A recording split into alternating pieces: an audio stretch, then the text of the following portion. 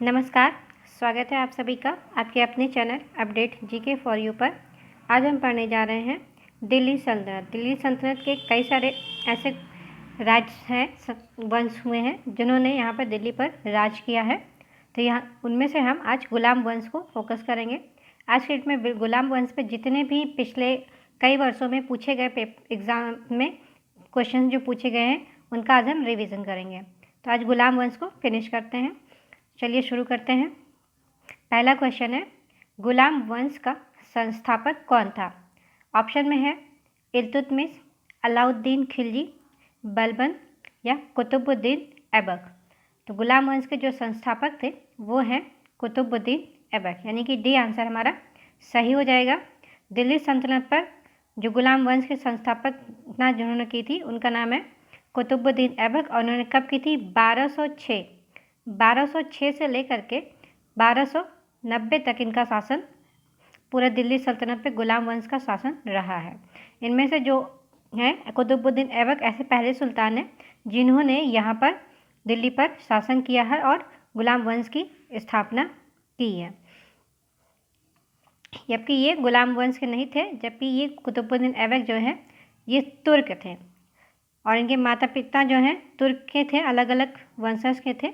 और उन्होंने गुलाम वंश के सुल्तान कहने के स्थान पर तुर्क सुल्तान या दिल्ली के मामलुक सुल्तान कहना अधिक उपयुक्त होगा इनको, क्योंकि ये तुर्क सुल्तान थे। इन्होंने बाद में गुलाम वंश का नींव डाली थी क्योंकि ये किसी के गुलाम थे। अगला प्रश्न देखते हैं, दिल्ली सल्तनत का कौन सा सुल्तान लाख बख्श के नाम से जाना जाता था? ऑप्शन में है इल्तुतमिश, बलबन, मोहम्मद बिन तुगलक, कुतुबुद्दीन ऐबक।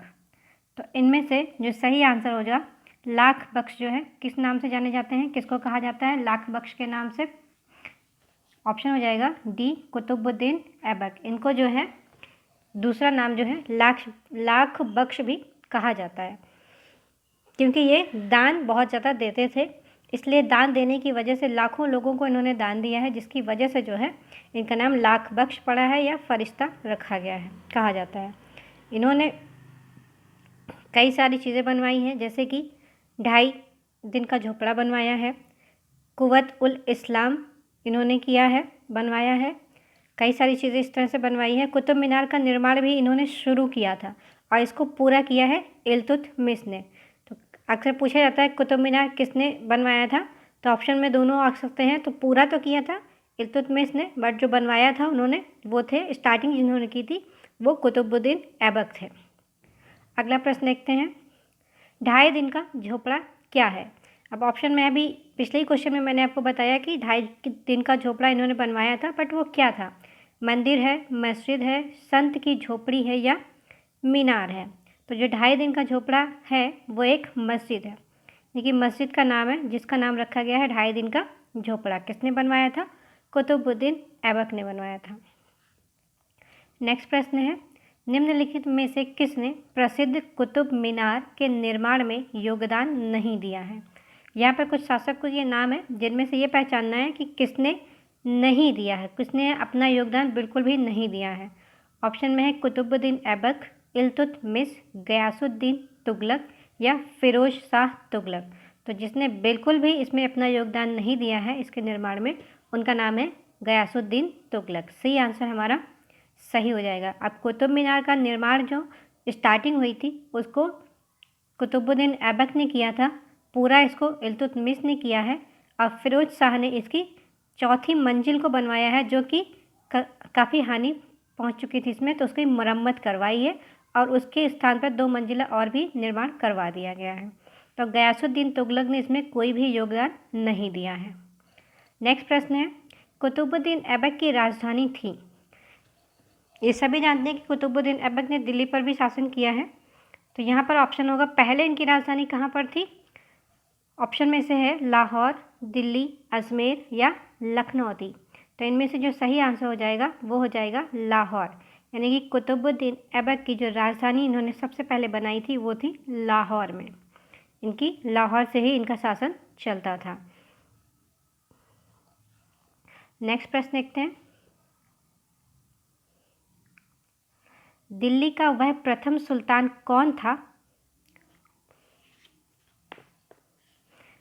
जिसने नियमित सिक्के जारी किए तथा दिल्ली को अपने साम्राज्य की राजधानी घोषित की।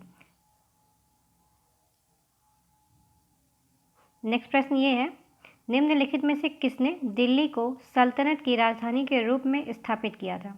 कौन से ऐसे शासक थे जिन्होंने दिल्ली को एक राजधानी के रूप में बनाया था, यानी कि दिल्ली पर राज तो किया था पर राजधानी के रूप में स्टार्ट किया?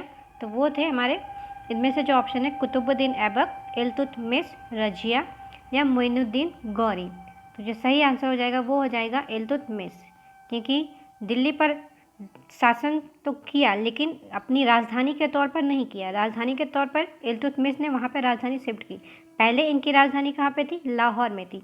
जब इल्तुतमिश आए तो उन्होंने राजधानी को दिल्ली में स्थापित किया। नेक्स्ट प्रश्न है, दिल्ली का वह प्रथम सुल्तान कौन था जिसने नियमित सिक्के जारी किए तथा दिल्ली को अपने साम्राज्य की राजधानी घोषित की? ऑप्शन में है नसरुद्दीन महमूद, आराम शाह, इल्तुतमिश और बलबन। तो सही आंसर हो जाएगा इल्तुतमिश। ये इंपॉर्टेंट क्वेश्चन है, 2014 में पीसीएस मेंस में भी पूछा गया है। नेक्स्ट क्वेश्चन है, दिल्ली का प्रथम मुस्लिम शासक कौन था?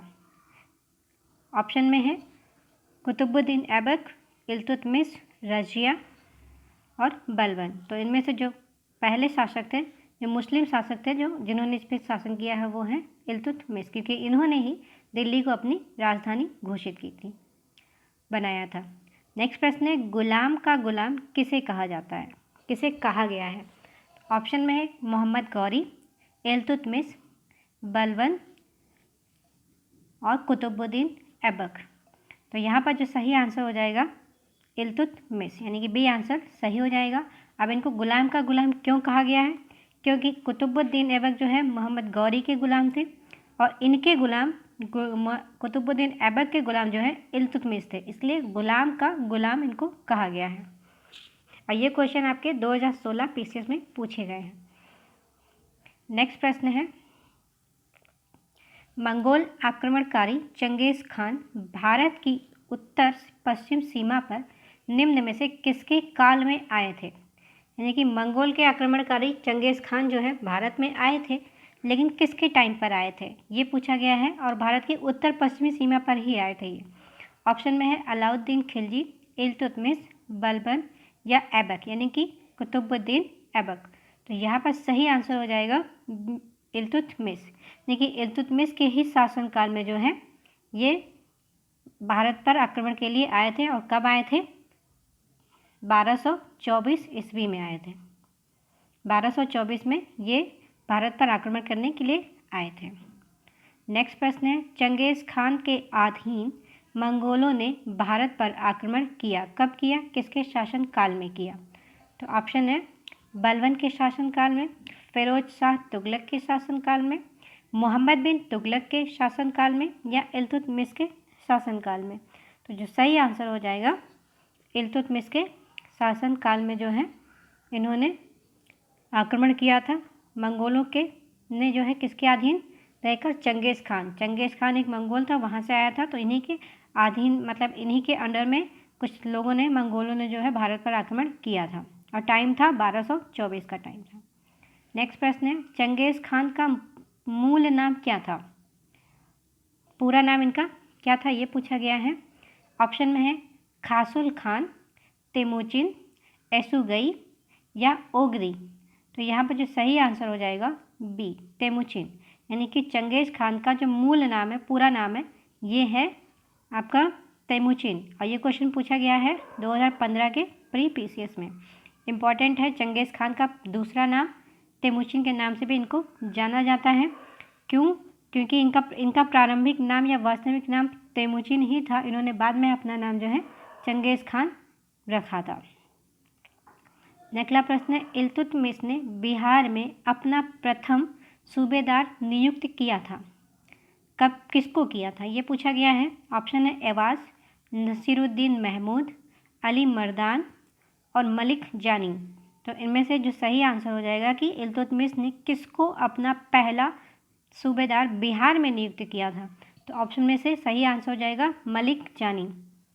कब किया था? 1225 में इल्तुतमिश ने बिहार में शरीफ एवं बाढ़ पर अधिकार कर जो है राजमहल की पहाड़ियों पे इन्होंने अपना राज्य बनाया था और यहाँ पे इनको एक राजदूत के रूप में इनको नियुक्त किया था, सूबेदार के रूप में इल्तुतमिश ने। जब वहाँ पर इन्होंने अपना किसको हराया था, हिमासुद्दीन ऐवाश को पराजित किया था, और उसी के जब वहाँ पे पराजित किया तो जस्ट उसके बाद ही वहाँ पर मलिक जानी को अपना सूबेदार नियुक्त किया था। नेक्स्ट प्रश्न है, रज़िया बेगम को सत्ताच्युत करने में किसका हाथ था? यानी कि रज़िया बेगम को जो है सत्ता से उतारने में, मतलब गद्दी से हटाने में किसका हाथ था? तो ऑप्शन में है अफ़गानों का, मंगोलों का, तुर्कों का या अरबों का। तो यहाँ पर जो सही आंसर हो जाएगा तुर्कों का, क्योंकि सबसे ज़्यादा फ़ायदा तुर्क लोगों को ही हो सकता था जब ये इनको यहाँ से इनकी गद्दी से इनको हटा दिया जाता।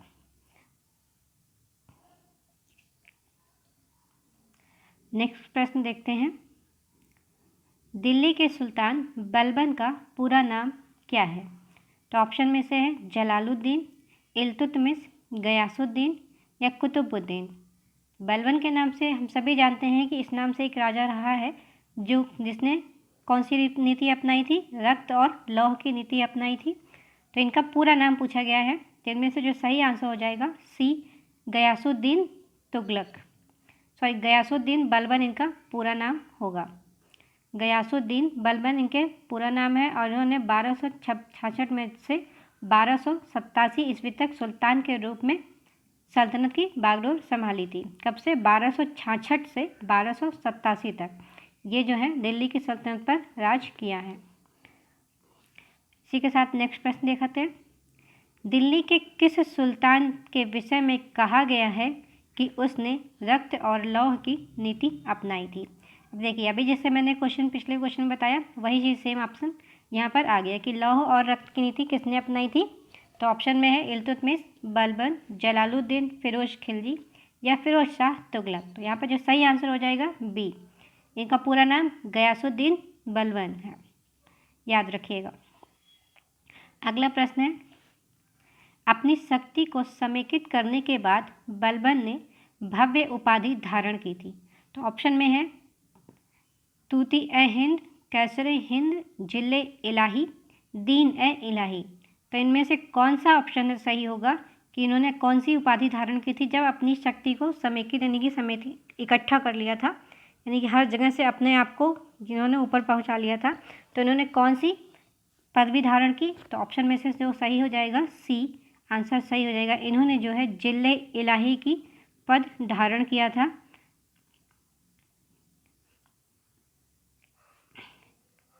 नेक्स्ट प्रश्न है, निम्नलिखित में से कौन सा कथन बलबन के संबंध में सही नहीं है? तो यहाँ पर जो सही नहीं कथन है ये पूछा गया है।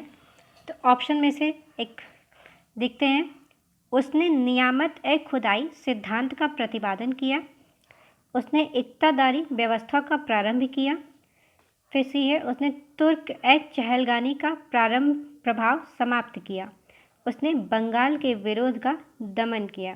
तो जो सही आंसर हो जाएगा कि उसने कौन सा कार्य ऐसा है जो नहीं किया है, मतलब सही नहीं है, इनके संबंध में सही नहीं है। तो जो करेक्ट आंसर हो जाएगा बी आंसर हो जाएगा कि उसने इक्तादारी व्यवस्था का प्रारंभ किया। ये चीज़ उसके बारे में संबंध में सही नहीं है।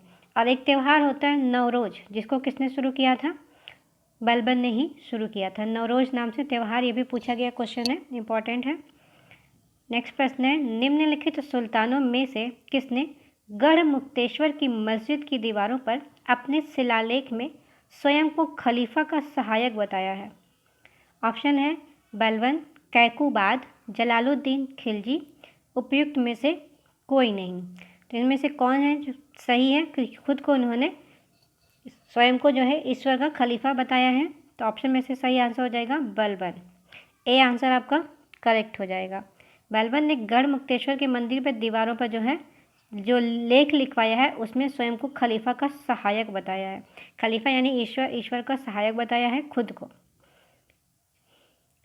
चलिए आज के लिए इतना ही रखते हैं। अगर वीडियो आपको पसंद आई हो, जानकारी आपको अच्छी लगी हो, तो आप चैनल को सब्सक्राइब करें, कमेंट करें, शेयर करें। वीडियो देखने के लिए धन्यवाद।